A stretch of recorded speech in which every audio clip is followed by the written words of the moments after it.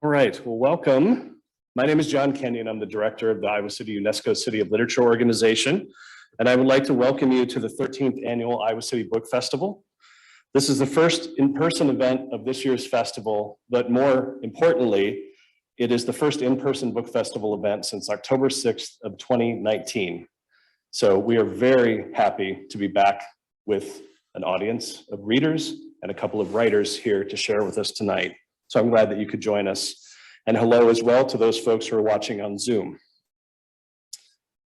So given our current situation, I would like to thank those here in the room for maintaining social distance and for keeping your masks on throughout the event. To aid with comprehension for those watching virtually, our speakers will be removing their masks when reading. So much has changed in our world over the last 2 years, but the one constant that we can find comfort in is the written word. And so I'm very pleased to be able to have two very talented poets here to share their words with us this evening. Before we get started, I wanted to thank our sponsors. The City of Iowa City and the University of Iowa are our main sponsors. We also have sponsorship from Iowa Public Radio. And I would like to thank our partners with the Iowa City Public Library, who have always made it very easy for us to have events here and have been wonderful partners with us throughout the life of the festival. I also would like to thank our friends at Prairie Lights who are on hand to sell books, and I hope that you will keep them very busy at the end of the event tonight. So with our two poets here, Marc Rahe and Julie Hanson, we will have each of them read a selection of their poems, and then we will have a short time at the end for some discussion. We'll take some questions from folks here in the audience, and those who are watching on Zoom can also submit, and we'll be monitoring the Q&A section there for those folks who are watching from home. So our first poet tonight is Julie Hanson of Cedar Rapids. Hanson is the author of Unbeknownst, an Iowa Poetry Prize winner and 2012 Kate Tufts Discovery Award finalist. It was published by the University of Iowa Press. Her second collection, The Audible and the Evident, was selected by Maggie Smith for the Hollis Summers Poetry Prize and was published by Ohio University Press in 2020. Hanson's work has earned fellowships from the National Endowment for the Arts and the Vermont Studio Center, as well as publication in New Ohio Review, Volt, Plume, Copper Nickel, and other journals. She holds a master's in expository writing from the University of Iowa and an MFA in poetry from the Iowa Writers Workshop. Regarding Hanson's poetry, the poet John Cady wrote that her poems are natural and shapely, with a subtle architecture that you inhabit all the more fully because you hardly notice it. Their language is relaxed and exact, pervaded by an understated and touching humor, and yet the poems hover on the edge of mystery, the mystery of thought. Please help me welcome Julie Hanson to the Book Festival.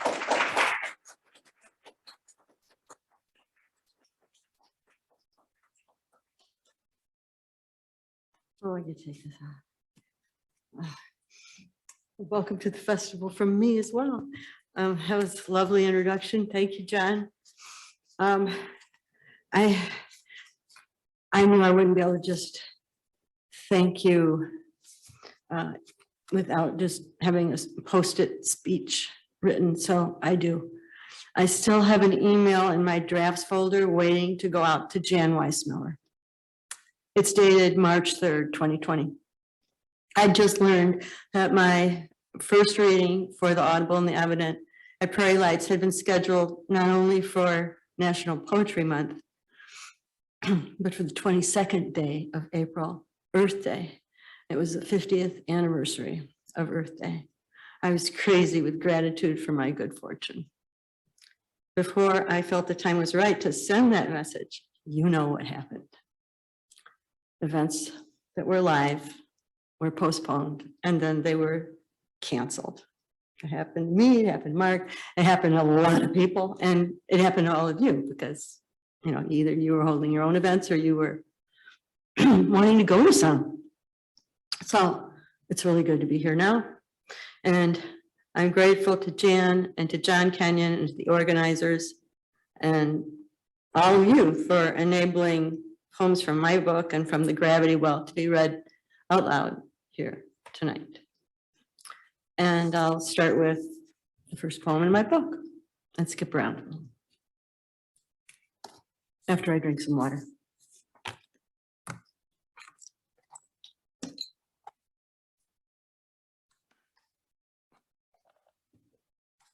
Real life, dear voyeur, real life. March has cut me from my task. October has peaked here. To look out the window is to lift from the chair in order to get closer to those leaves, still shining with the drop in temperature, radiant with colors too exact and pleasing to explain.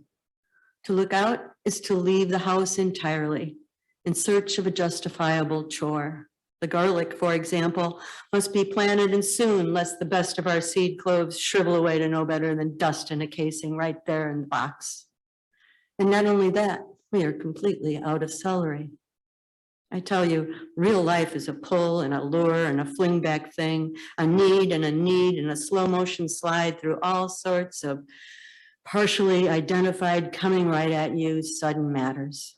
Some of them just plain practical to attend to. And then right before autumn, the yard was in summer. The whole out of doors bobbing or zooming, at any rate, busy. I hung the laundry on the line and, charmed by the shape and efficiencies of the wooden pins, was made nostalgic for my own first toys.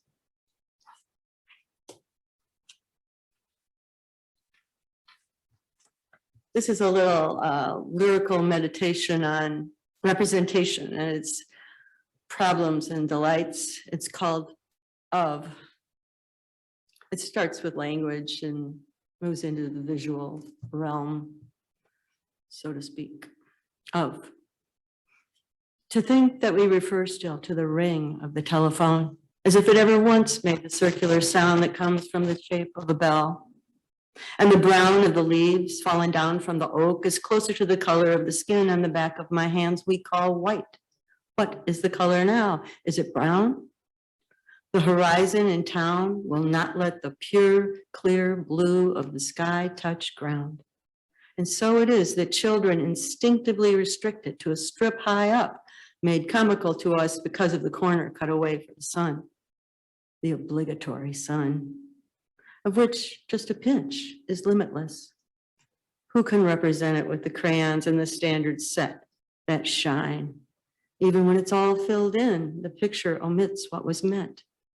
But the houses of childhood step up large, so forward on the page that the lawns tucked under them thin, putting the door of the house as near as truth to us. And as an afterthought drawn over it, the dark knob, slow, considered, and deliberate. As for proportion,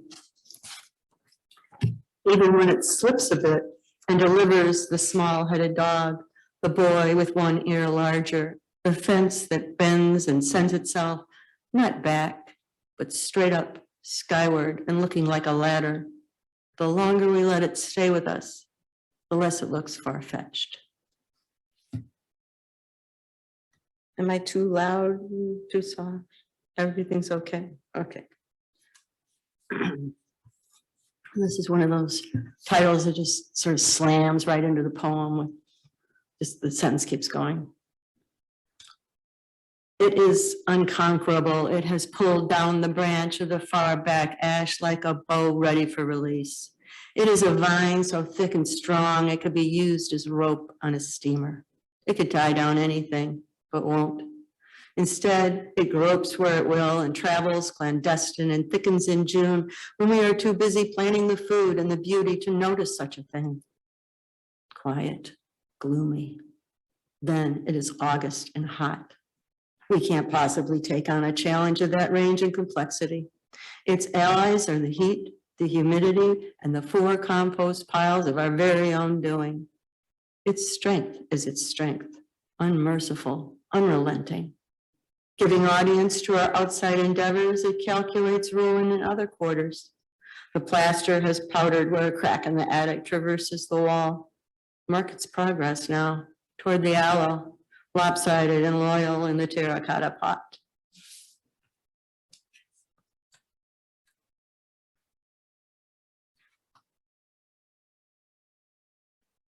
My husband can laugh because he knows that rhyme, even though he's heard that poem a million times. The vacuum. Don't ask what it was all about. Ask instead how sudden it was, how complete. 1 minute, I was an ordinary woman vacuuming. a thing it seemed I had too recently done, and the next minute sobbing, emitting sounds loud, rapid, and long. It was the kind of sobbing that makes you feel 5 years old, or housing a feeling 5 people wide. I was seated, my left elbow on my left knee, my glasses hanging from my left hand, as if they were the problem. No use in wearing them, no use in putting them down. And the vacuum, part pet, part sculpture, sprawled awkwardly, still shrieking on the floor in front of me. The sorrow seemed pulled from outside unselectively, as if I had swallowed a magnet. Each time I felt that I could silence this, that something had been spent, something settled, I opened my eyes to that canister, attachments on its back, hose, and extension. Reality piece, which had withstood the worst of me, had witnessed and was unaffected.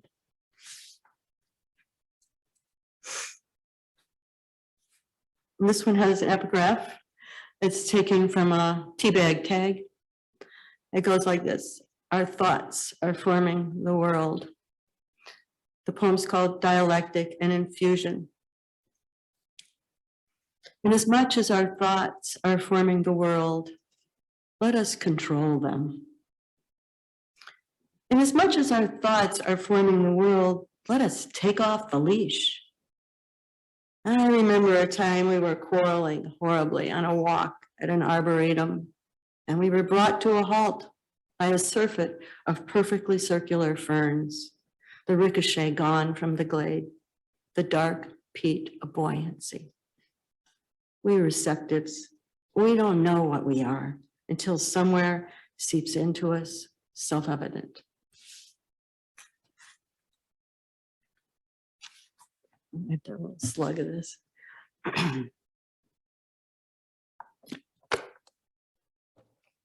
I know that this poem has a statistic that needs updating, but the poem really wasn't drafted, the first draft, that long ago. And so I decided to leave it that way as sort of a marker for how far we've progressed. The poem's called They Are Widening the Road. The pipes have been revealed, enormous, that lurked all along underground. The clay-colored dirt is piled. Barriers are fortified by barrels, hurdles, stakes. Here's the backhoe making 3-point turns, the traffic at a halt. The heat, the sun that bakes the dust, the sun through glass that magnifies the heat. Too near to every business here and house, a mile of road has moved from plan to controversy to regret. Several of the orange cones, disturbed, have tumbled into rolling hazards. Here's the church, the hardware store, the auto supply, the bank, the gallery, the pharmacy, the school. Here is the other auto supply. Here is the world with its 6 billion people, with its how many random cancellations of the single will, hopeful, defeated, locked once to another, rhythm, scent, and curvature in the ancient act of increase, not thought of in these terms, but felt, a direction that was sure, detained, detoured, deferred. The personal is different than the whole. We are directed into other lanes. Does anybody out there feel that the issue of fairness has been given all too often a disproportionate attention? It takes but gentle mention and the matter's tabled yet again. With us or without us, an agenda slips along like mercury through tubes of glass. The line is longer and the great big sound from close behind is right inside our car. There's no moving up in line, and the pavement of the lane ahead is ripped. Pilot car, follow me. This is a little prose poem. Brings me right back to Clyde Lyon Elementary School. It's called Swist. I had inadvertently, let me start that again. I had inadvertently stepped on the heel of the girl in front of me, and she had walked right out of her shoe, which was to us hilarious, largely because it disturbed the solemnity of single file and made a daring little joke on the oft-repeated phrase, hands to yourselves. Admittedly, we did giggle and bunch up, and I was singled out and put in front, making memory clearer. The plain beige linoleum, despite its stubborn scuff marks, gleamed. I so wanted to mock the walk of our teacher now that I'd been made an isolate, put in a category all of my own, neither teacher nor student now, but one wanting discipline. The cheese stands alone. I was feeling that. I could feel the little wind through the holes.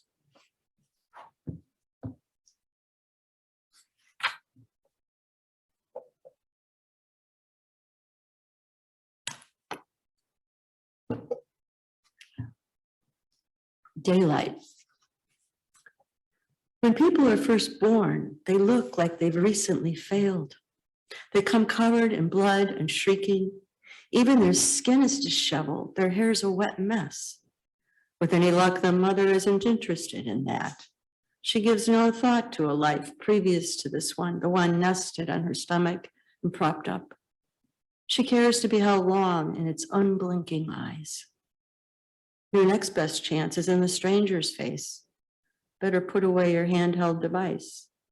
You may never know how your mother felt about you all those years ago. You may never get it right with the people you're related to. The bricks on the street are glistening and the clouds are high.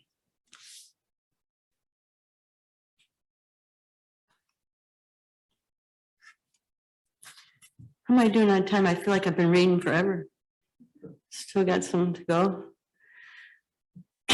Okay, I get to chat a little bit in preface to this one. So it's been a while, but I do love to travel.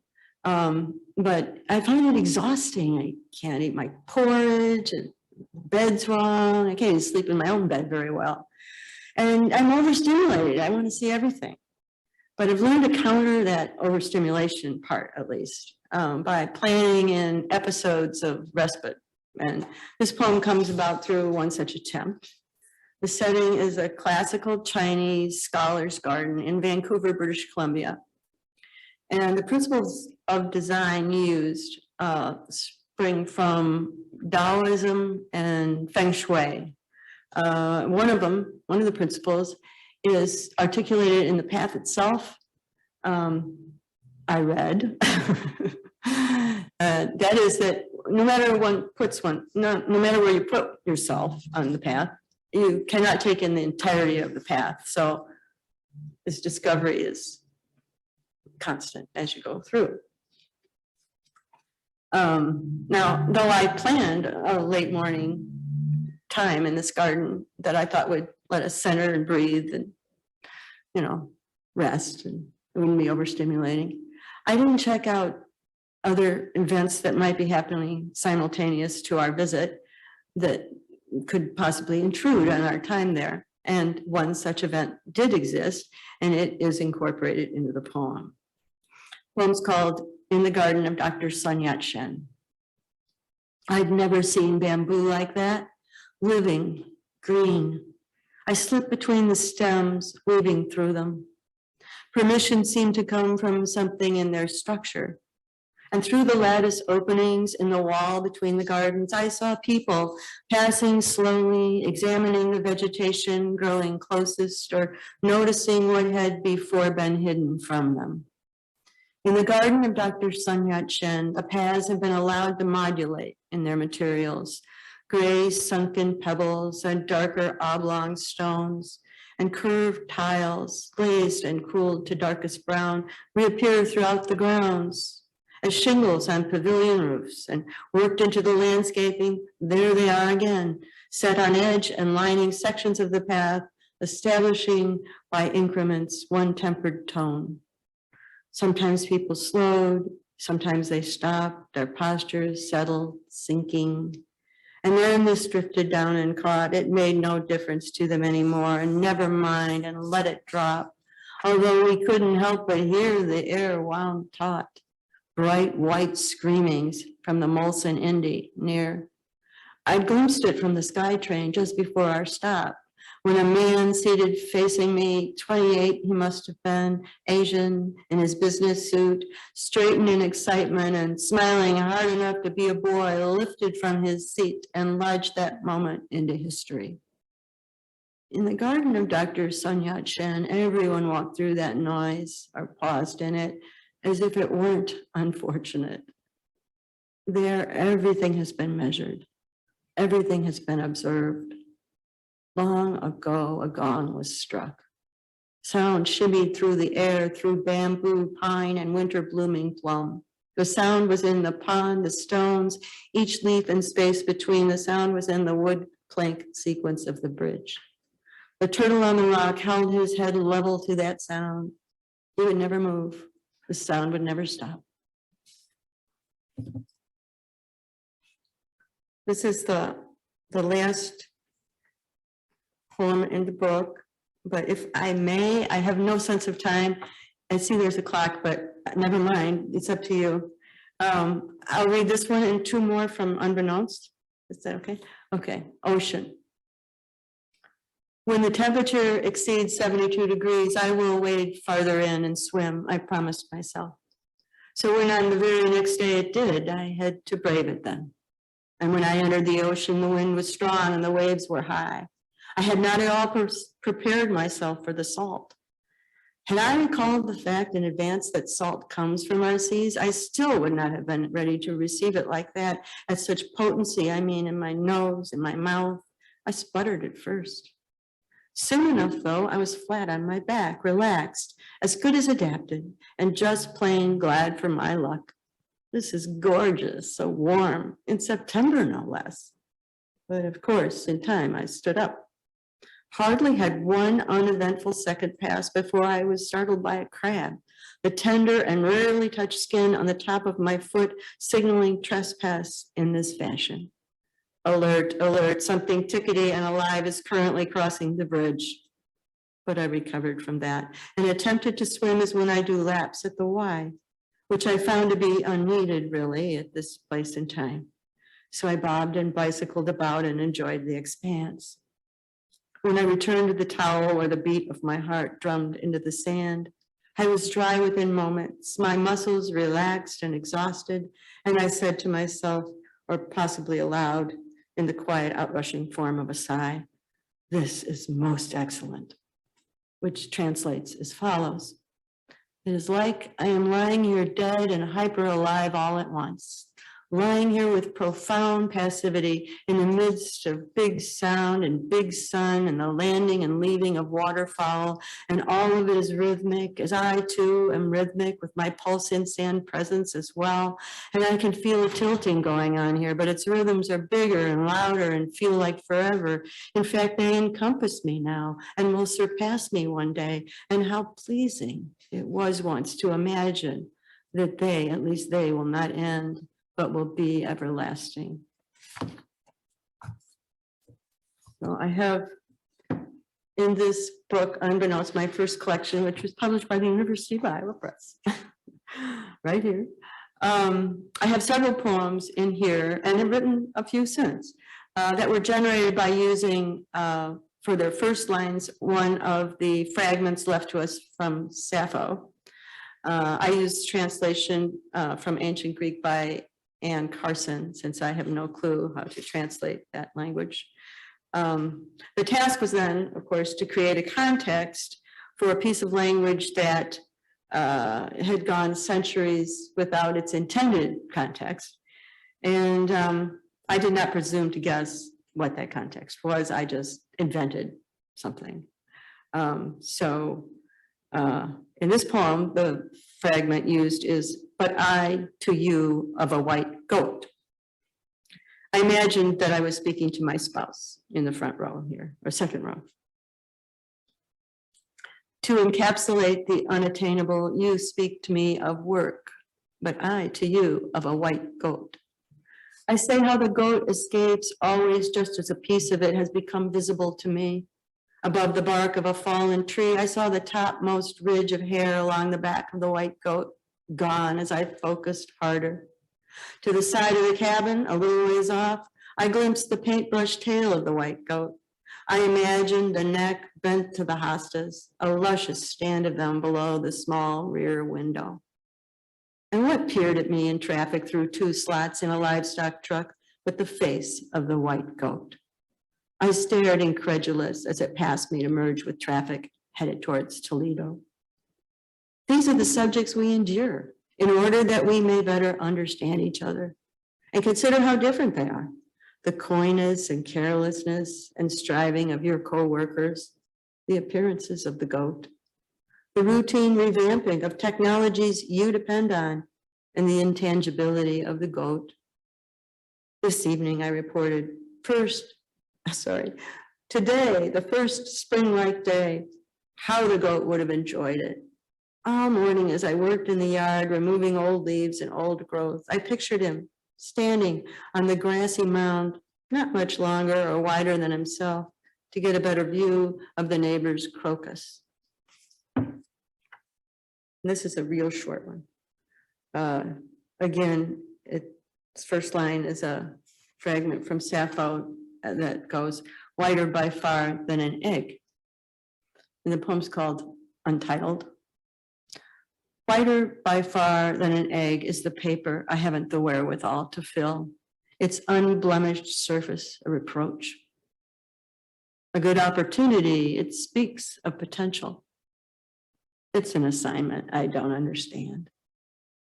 It implicates my life with emptiness. Once it says, things happened and you were changed by them. That's it. Thank you.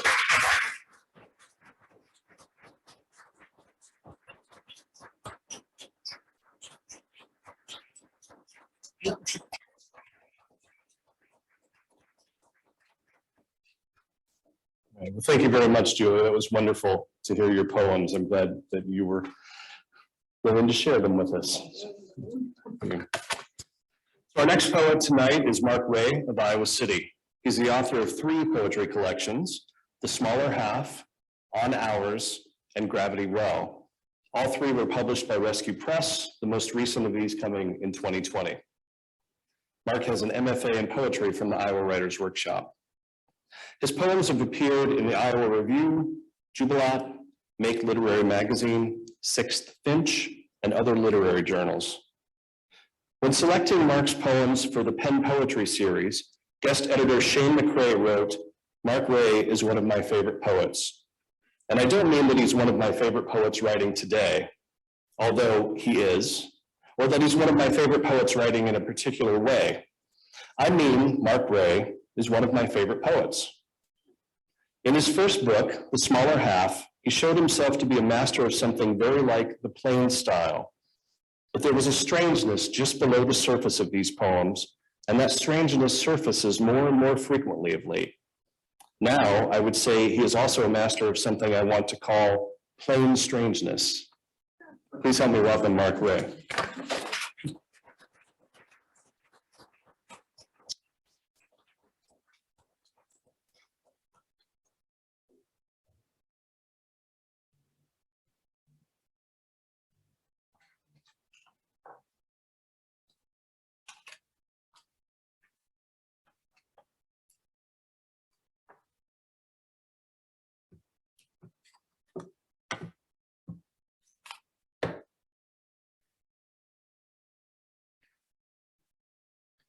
Can you hear me okay? Okay. I'm from a long line of mumblers, so if during the course of this I get progressively quiet, just let me know. John, thank you for that introduction. Julie, thank you. That reading was just fantastic. I really admired Julie's work for a while, since the first book, and it's a pleasure to get to hear her read. I want to thank Jan also and Prairie Lights for helping to arrange this reading.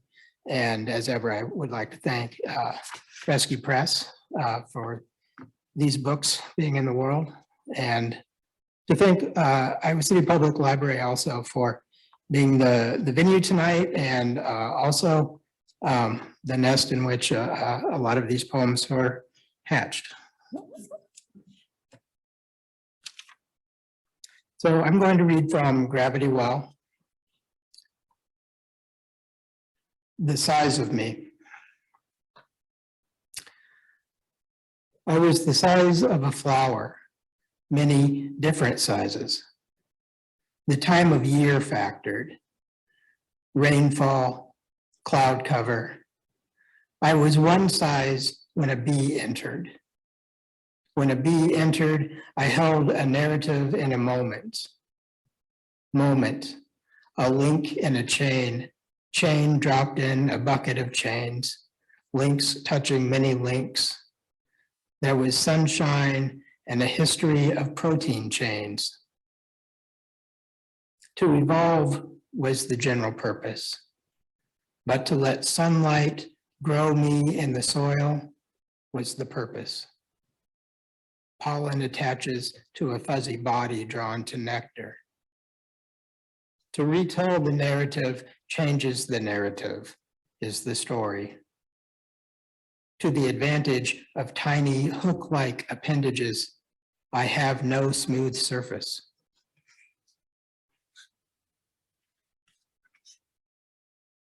Election cycle. The morning sun is beautiful. Its light, I mean, reflected from the leaves about to fall and the blood fresh beneath our mouths. And here is a crow undoing a hefty bag. Over there is a birdhouse near a bird feeder in a lawn we own, if paying for means that. And we have in our heart enacted caring in the exchange of paper and metal, money for a bag of seed will never lay before anyone we love that has the words, thank you, uncommon in the speech of birds. We made the house with tools and hands we would describe as our own, if.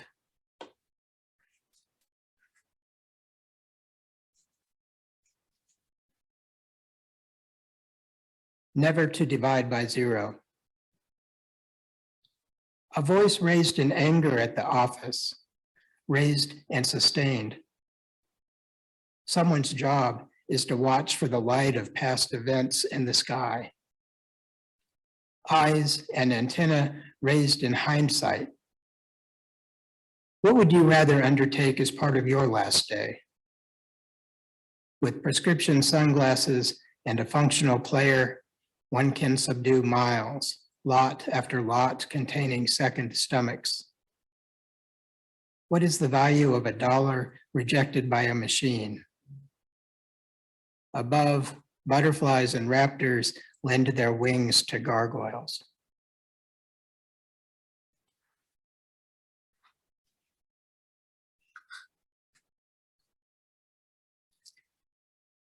Previous lives.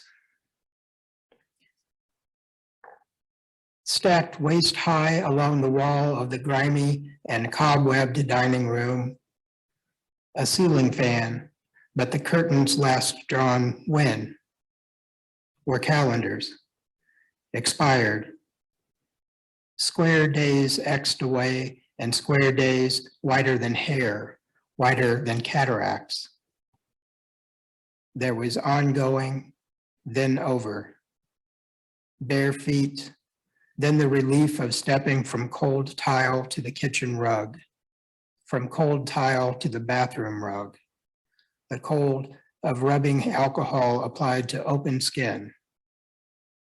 The question of that day of the dog's bath, whose first memory?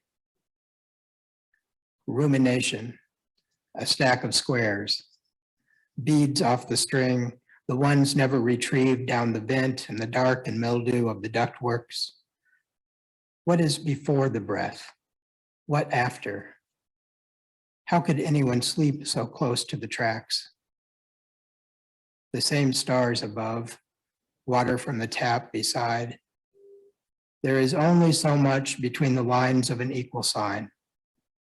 The lines never meeting, parallel, containing space, but open, like this house revisited, windows all open now to draw air, to disturb the mess, ruins.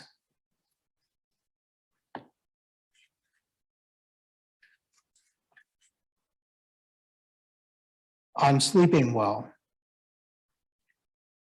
She's still asleep, so I take my coffee to the farthest room. There are new webs I'll need to remove, silver in the sunbeam at the hinge edge of the door. I clear space on the desk, stacks of books like neglected friends, all facing the same way. I'm reading an astronaut's memoir.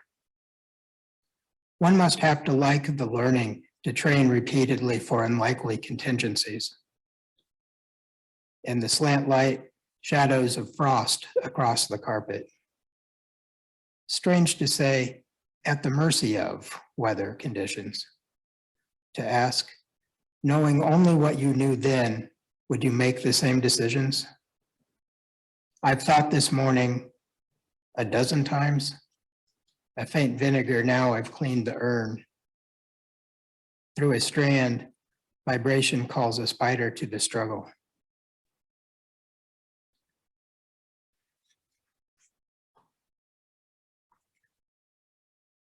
Birthday.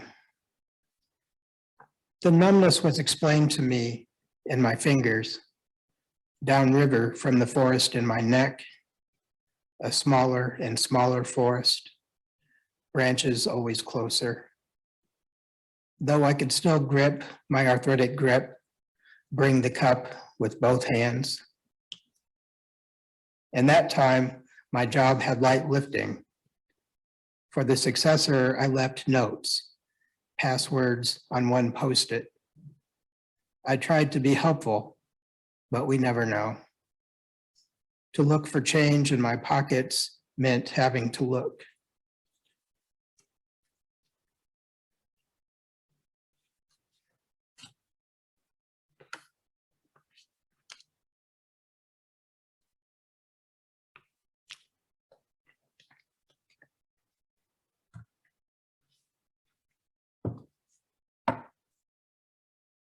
Nightstand.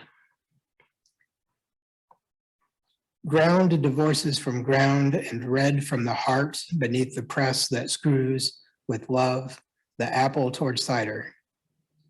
Fragments are left of spectrum when chlorophyll abandons the leaves, old yellowing story. Selling dismisses picking. A classic of skyrocketed afternoon becomes lewd, interpreted. Her favorite song from childhood dragged through bong water by blacklight. Midnight, you held me once through the lace veil interrupted by actual touch. What made a recipe for vinegar of if, then, therefore, in, or negative in, some, or its homonym? Both cuffs are open beside the water.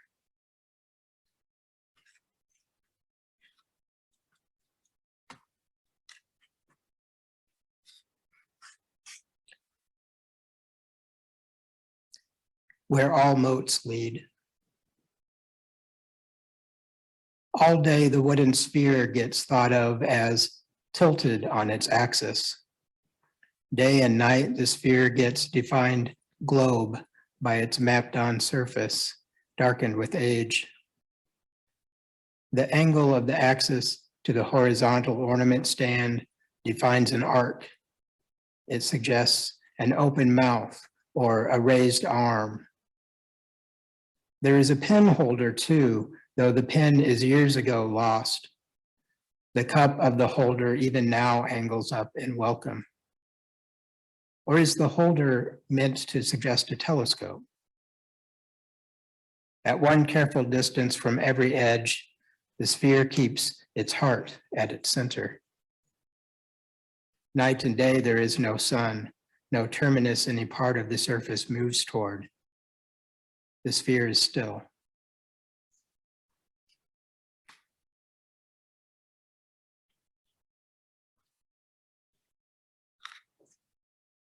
Appetite. Earth's shadow fakes a smile with the moon. Headlights shadow a field of stalks away over snow. My own shadow shadows me. I am allowed sometimes by my house not far from its shelter What I've had to eat teases my hunger to come again. For more is what I made. I've been reopened along the same incision, and though metal plates and wires, metal screws, can only be said to ache, I say it is the metal in this leg that tells me the sky is so full of mountains and trenches as the ocean, metal that warns me of my own weight held past a certain angle from the center. But anyone made, roasting these potatoes until they're about right, might turn the calendar to the next scene, a new sky over a different shore with windowed structures in the foreground and white sails demonstrating distance. Might lift the reminder squares to face the wall, raise that hole to the nail.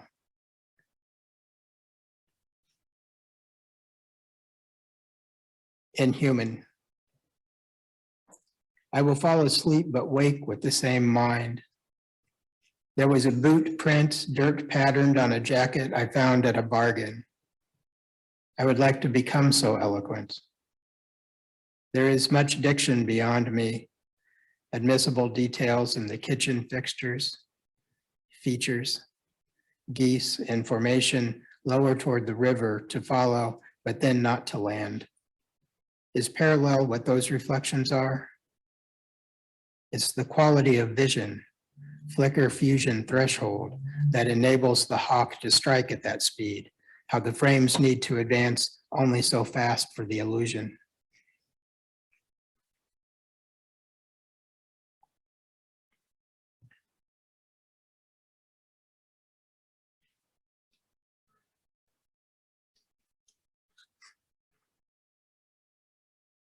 How to use a gravity well as a slingshot.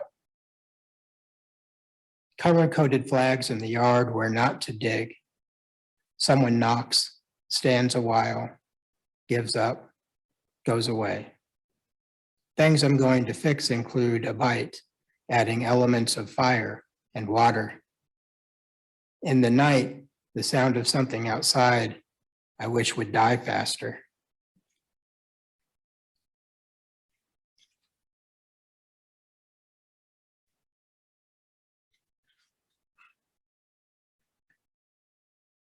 Observatory. Morning is an ancient thing in motion. Were they like us, the primal, self-aware stargazer? All day the veil blue or gray, all day certain scintillating beauty and inexhaustible darkness withheld from us. From us comes the want. Earth, turn me.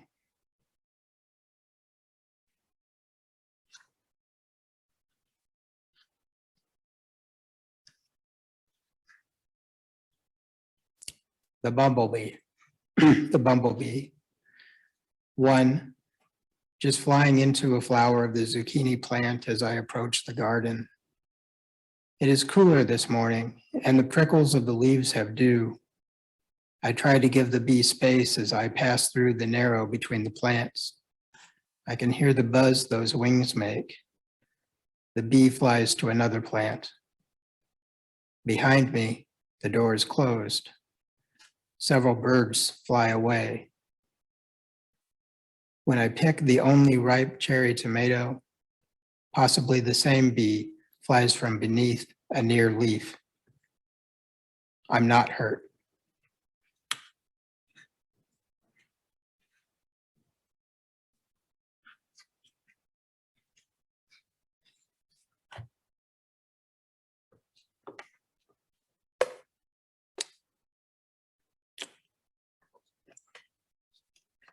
Okay. I have 3 more poems. Scar tissue. Rain began above while we were unaware. Humid for days, we felt like we'd done a wrong. Our pores opened, mechanical, utilitarian. We went inside the library. Call numbers lashed spines to a system. Through the wall of a study room, laughter could be described as braying. Once at a blood draw, My vein resisted the needle. The needle slipped aside inside my arm, despite repeated attempts. I made for the phlebotomist a joke I hoped would diffuse her growing anxiety. I waited for her smile in the white. Outside the library, a black metal table on a small patio in the embrace of 3 brick walls sits empty. I could sit there too.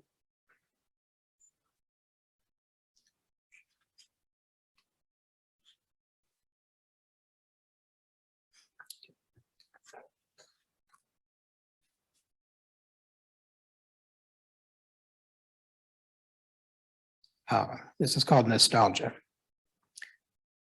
Sitting there bare-assed on the formerly thrift-priced couch in the shared living room, a private space for another 40 or so minutes, your lipstick left its evidence on the glass rim made artifact by nostalgia. Wonder. Like the moment you made that soft gesture with your cheek against that part of my cerebellum that lights up in the magnetic coffin. So tight a space in the motionless white, where motion is never far from whatever the mind is. If only a poster could be before me in the clinical machine, I would have it be the map of who you were to me in my mind then, in the now that fades like life.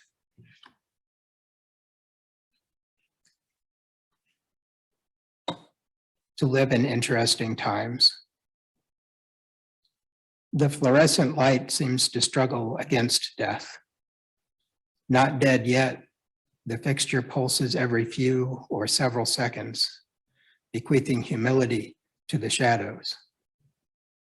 The light is beacon-like above the shelves of biography, the book named Elon Musk, the book named Flannery O'Connor.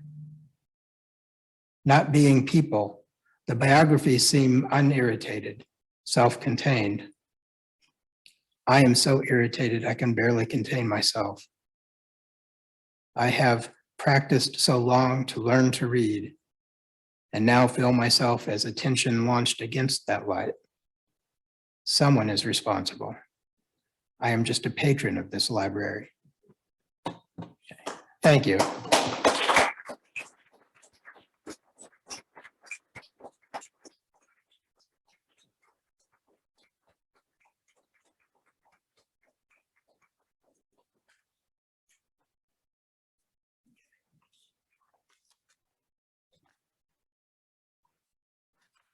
Perfect. Well, thank you very much, Mark. Another wonderful reading, great night of poetry for us. So I am going to beg a little bit of forgiveness because this is our first time trying to do a virtual reading. And so I wanted to see if we had any questions from our Zoom audience. We do not, though we do have a couple of fans of Mark's who say woot woot. So way to go in the chat. So we do have a few minutes, and I know both of our poets were super excited to be able to answer some questions. I wanted to maybe start with one, and then we'll see if folks in the audience have a question. I have a microphone that I'll bring around so our folks on Zoom and the recording can hear the question if you have one to ask. But I wanted to start, and I prepped them for this, and maybe we'll go with you first, Julie, because you've had more time to think about it. Has the pandemic had any impact on you as a writer, as a poet? Has it changed your process? Has it altered the fact that you can't get out and maybe observe the way you would have pre-pandemic times? So if you wanted to maybe respond to that. Say, just it's speaking to the mic so they can hear you. Yeah. You did tell me that beforehand. I completely forgot about it, but I knew that it wouldn't be too hard.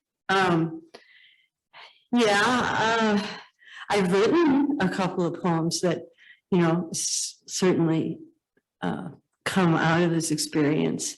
In terms of the isolation, I was already kind of there,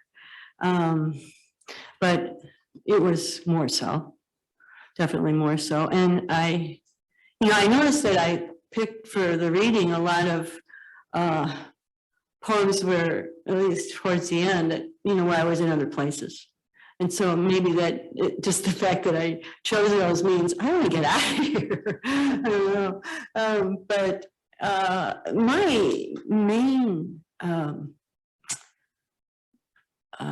generator of work remained constant. It just had to go Zoom. That's my writing group. Some of us couldn't take the Zoom for various valid reasons. But enough of us did that we kept meeting every week. And if it does have a little more effect for me to meet live, only because I'm so frugal and I'm the one that lives in Cedar Rapids. So we meet here. And so I think, well, I gotta spend that gas. I better have a poem. And so I have some little shred, I think, And so most of them have been generated right before we meet. And it worked somewhat in Zoom too. It still worked. It was habit by then. But I just want to say that there was a period where we stopped meeting. I don't know how long it was. It was in 2009. We've been meeting forever. It was in 2009 and I don't know, maybe it was just over the summer and sort of into October. And I came across this old email that I had sent out to the group on the 15th of October. And I said something like, I see in my crystal ball that we're all gathered around a table and we have poems and there's lamplight and I'm hungry. I smell something. What do you think? And they came and we've met ever since. And I don't know what I'd do without them. And I think that's Kathy over there. Is that Kathy? And Jan's here. And Dan's here. So, they came to this too. So they're really great. And so that's what I need. I could still have that with the Zoom. So Perfect. Thank you. Marc, I realized I can just come to you guys since I have a microphone. So sorry, I made you get a little exercise, Julie. My experience was with the pandemic. It really just put a huge damper on my writing. I wrote very little. I was in the process of finishing the edits on Gravity Well, so I was working on that and doing some revision and rewriting for that, and then worked on a few other non-writing projects, but it was really only later, once things started to open up and I was able to be around more people, that I was able to start writing again. It's still much slower than it was before, and maybe a touch more filled with gratitude and gloominess, but it feels good to be writing again for certain. Well, I know those of us that enjoyed hearing your readings, for both of you, we're glad to hear that you're continuing to write. Do we have any questions from the audience here? We do have a couple of minutes. Sure, I'll bring this over to you.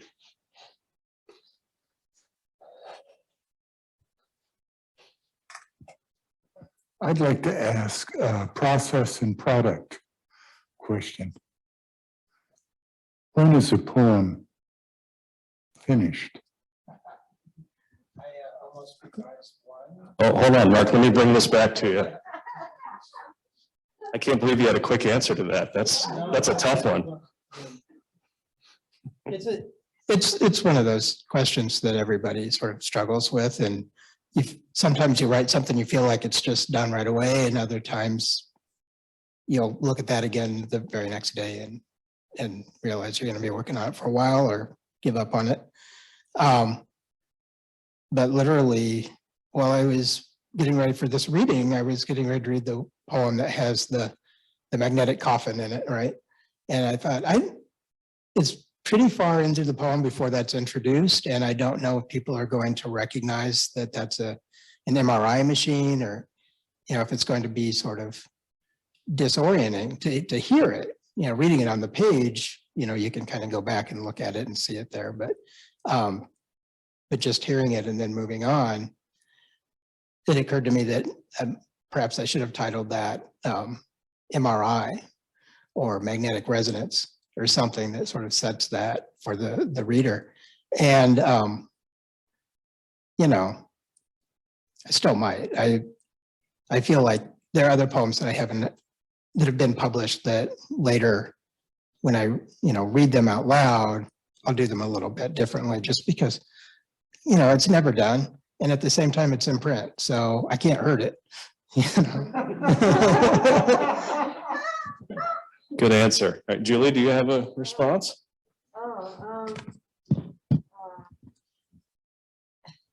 Yeah, I don't know.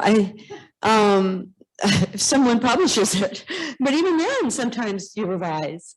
I have usually till ill effect, though. I don't know if I've ever gotten a poem published in a journal and then become dissatisfied with it and kept revising it, and actually it did get better. I'm really not sure. But maybe. I don't know. It's all a big scramble. It just, just keeps moving on. And sometimes, this doesn't happen to me very often, but I think sometimes you can actually steal some shred out of some failure and start again, I think that requires a greater vision than I have. I think other folks in our, poetry group, and probably other writers, maybe Marc, do that a lot, but I think it's rare for me. I think I'm too loyal to a slow progression. But I got to work with what I have. All right, we actually have a couple of questions. Well, yes, we have a question. We're going to do this because we're actually going to be virtual, or hybrid. So this is from James Popst. He says, Julie, your style is very personal. How would you say the year of COVID affected your writing? So obviously I kind of asked that, but I guess maybe from the personal standpoint, does it have an impact on what the pandemic has meant for you personally in terms of what you're writing? I don't know if I can compare it much from what I said to you.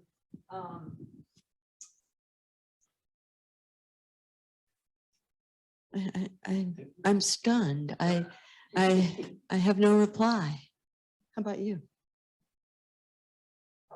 Oh, it was aimed at me, wasn't it? That's all right.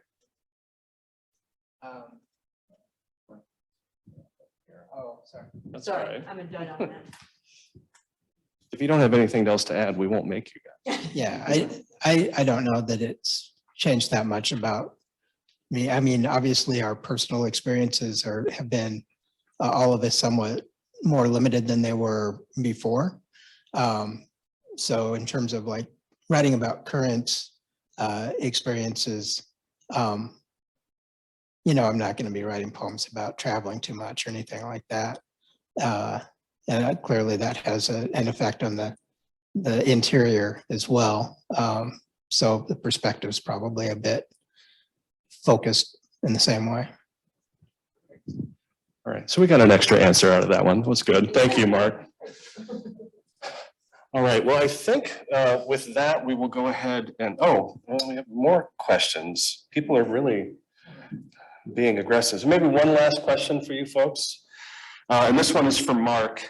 So many of your poems end on a powerful image. For example, through the vibration of a strand of a spider is invited to the struggle.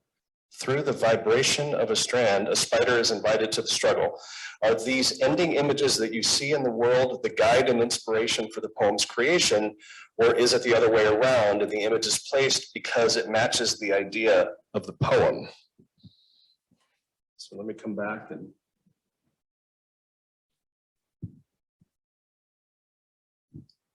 Yeah, so certainly I want the image or the ending in general of any poem, but I want it to be something that, is consistent to the poem and add something to the poem.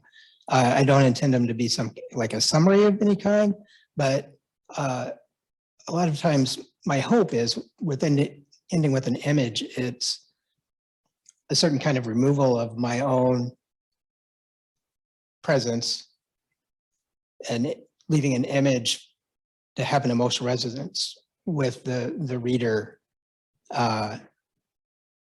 their own sort of a place for their own sort of emotional experience of the poem to land without perhaps the authorial I being as strongly present as it might be earlier in the poem.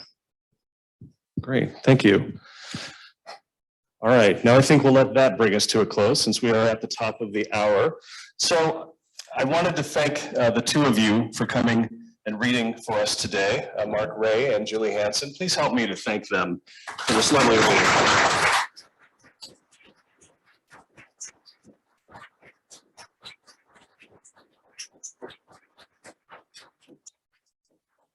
And thanks to those of you who joined us here at the Iowa City Public Library, as well as those of you on Zoom. I think I'm looking at the right camera. We really appreciate this. As I mentioned at the outset, this was our first attempt at a hybrid event, and I would say it went pretty well. So thanks to everyone involved. While I had you as a captive audience, I just did want to let you know about some of the other in-person events that we will be having here at the festival. Tomorrow night at 7 o'clock back in this room, Habib Tengour and Pierre Joris will be doing a joint reading. Habib is here as part of the International Writing Program, and Pierre is a guest this week of the International Writing Program. And they have done some work together, and I think it's going to be a really spirited reading. So I would encourage you to come out for that. And then we are back in this room on Saturday. We do have some other virtual only events throughout the course of the days in between. And I would invite you to look at iowcitybookfestival.org for that schedule. But on Saturday, we come back here to this room at 11:30, where we will have Gregory Galloway, another Writers Workshop graduate who will be reading from his third book and his debut crime fiction work, which is called Just Thebes. And then we have a bit of a track around the topic of immigration, where we will have three authors speaking to that topic. Christy Navin Warren will be speaking at 1 p.m. She's here at the University of Iowa and will be reading from and talking about her new book, Meatpacking America. And then at 2:30, Chuy Renteria is going to be speaking and reading from his new memoir, We Heard It When We Were Young, which is another University of Iowa Press book. And then at 4 o'clock, this is actually a virtual event. This is where we really test our virtual skills, because Roxanne Dunbar-Ortiz will be presenting via Zoom, but we will have the ability for an in-person audience, because we hope that folks that see Christy and Chuy will want to stick around and see this as well. This is her book called Not a Nation of Immigrants. And so it's a really powerful look at immigration and how it has played a part in the founding and the continuation of our country. So we hope you'll take the opportunity to come to some or all of those. And then on Sunday, back in this room at 1 o'clock, we have Deb Marquardt, who's the Poet Laureate for Iowa, and Shreya Kohler, who is a senior at Iowa City West High School and is the inaugural Youth Poet Ambassador for the state. A wonderful, talented young woman. And the two of them will be reading from their poetry and talking about their respective programs. And again, that's at 1 o'clock on Sunday back in this room. Everything we do at the festival will be streamed as well. Some things are only virtual, but everything that's in person, as we saw tonight, will be streamed as well. So if you can't make it, I would encourage you to join us that way. And everything will be recorded and uploaded to our YouTube channel as well. I think we forgot one thing. The international panel. I did forget that. Thank you very much. So I forgot a Friday afternoon panel. The International Writing Program is at noon back in this room. Thank you very much. I didn't have much to do with the organization of that, so it slipped my mind. But yes, the International Writing Program, of course, does their Friday panels here in this room, where they have various writers who are participating in that program taking part. And the Friday panel this week is part of our festival and will be happening at noon. And I believe the topic is reality hunger. So you should come and check that out as well. So thank you very much. Yes.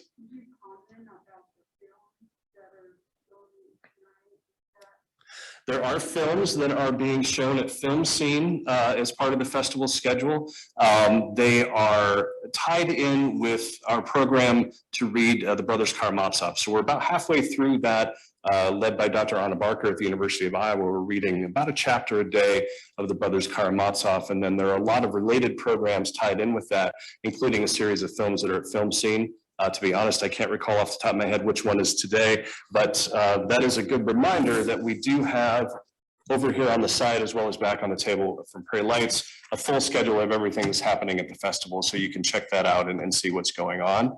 And that is a good reminder for me as well to let you know that at the back of our room, for those of us who are here live, is our table from our friends at Prairie Lights, who have both Marc and Julie's books to sell. And I'm sure that Marc and Julie would love to stick around and meet you and have the chance to sign your book as well. So thank you very much. I think we'll bring tonight's program to a close, and maybe help me once again to thank Julie and Marc for tonight.